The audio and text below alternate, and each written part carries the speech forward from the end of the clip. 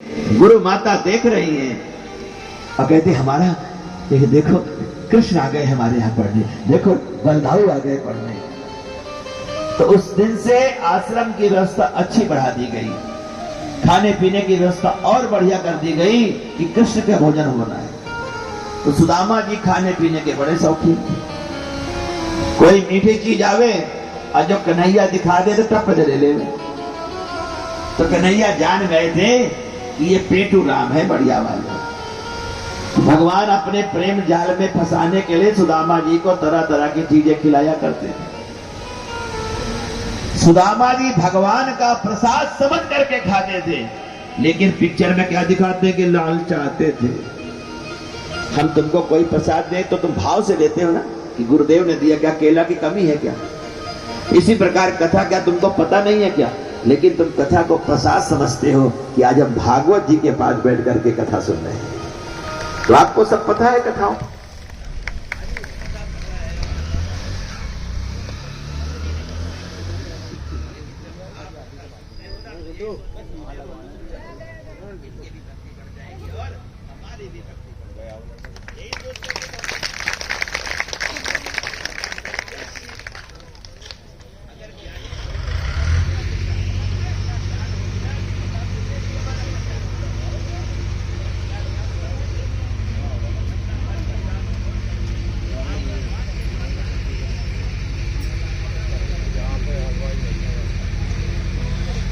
कथा बताती है महाराज कि भगवान जब वहां रहते हैं अपने मित्रों के साथ तो गुरु माता विशेष ध्यान देती है।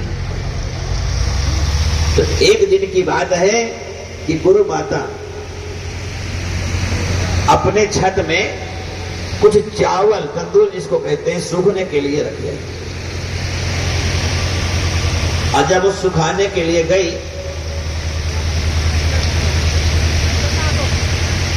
तो बढ़िया धूप थी, सूखे वो, लेकिन संध्या की वेला में कोई चोर आया, चुरा करके ले गया, पूरी कटोरी बांध के ले गया। अब आपको पता है ब्राह्मण में अवगुण होता है श्राप देने का। जब ब्राह्मणी अगर श्राप न देते तो राक्षसी न बनते। एक भी संतों ने श्राप दिया, ब्राह्मणों ने श्राप दिया, बेशक परमात्मा ने कल्याण किया, लेकिन श्राप देकर के राक्षस बना दिया। अगर ब्राह्मण सहनशील हो जाए ना तो उससे महान कोई नहीं है। वो भजन करता है, जरा सा कुछ गड़बड़ हो गया तो कुछ गड़बड़ कर देता, बोल देता है। तो गुरु माता ने श्रापित कर दिया कि जो इन तंदूरों को ले गया हो वो दरिद्र हो जाए। अब ये खबर जब चोर के पास गई तो चोर को लगा भैया दरिद्र होने से अच्छा है लौटा दिया जाए। जैसे किसी के कोई पैसा चुरा लेवे, अब कोई महात्मा कह दे कि जिंदगी भर अब इसको चोरी से पेट भरेगा नहीं, ये हमेशा भिखारी रहेगा, तो समझदार को चाहिए कि वो चीज वापस कर दे, नहीं तो भविष्य में उसका जीवन ऐसा ही हो जाएगा।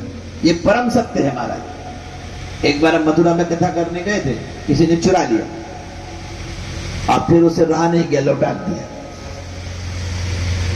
क्योंकि उसको ब्राह्मण था, उसको जरा सा ज्ञान हुआ होगा कि मैंने किसका धन चुराया है। तो कथा बताती है महाराज कि वो चोर छुपा दे गया, डाल गया, और मैया को पता नहीं था कि वही श्रापित चावल है, भूल गई वो, फिर रख दिया अपने पास। तो एक दिन खूब जोर की तूफान आया, बड़ी जोर की तूफान। और पहले ये नियम था कि पेड़ नहीं काटे जाते थे, जो सूखी लकड़ी होती थी उसी से ईंधन बनता था। जब तूफान आती थी, वृक्ष सूख जाते थे, तो उसी संविधा से या गाय के कंडे से खाना बनता था, बड़ा शुद्ध माना जाता है। जब तूफान आया तो गुरु माता ने कहा, हे कृष्ण, हे सुदामा, जाओ जंगल से संविधा ले आओ, आज लकड़ियां टूट गई होंगी तूफान में। और जब ये जाने लगे तो मैया बड़ा प्रेम करती थी, तो माँ ने कहा, ये लो, वहां भूख लगे तो खा लेना।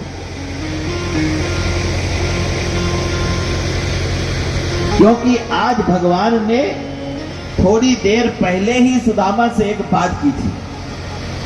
भगवान जो बात करते हैं उसको पूरा करते हैं। क्या की थी पहले कि भगवान सुदामा जी को देख रहे थे, और सुदामा जी भगवान को देख रहे थे। तो भगवान सुदामा जी से कहते हैं, सुदामा